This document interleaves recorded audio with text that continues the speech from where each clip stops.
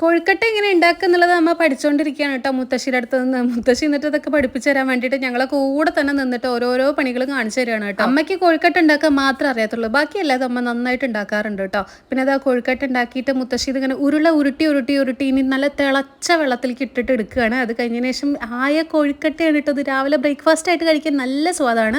നിങ്ങൾ കൊഴുക്കട്ട കഴിക്കാറുണ്ടോ, അതോ ഇത് എന്തൊക്കെ കൂട്ടിയിട്ടാണ് കഴിക്കാറുള്ളത്? തേങ്ങാ ചമ്മന്തിയോ അച്ചാറോ? ഇവിടെ എല്ലാവർക്കും അച്ചാർ ഭയങ്കര പ്രിയമായതുകൊണ്ട് അത് കൂട്ടിയിട്ടാണ് കേട്ടോ കഴിക്കാറുള്ളത്. പിന്നെ തേങ്ങാ ചമ്മന്തി കഴിക്കാറുണ്ട് കേട്ടോ.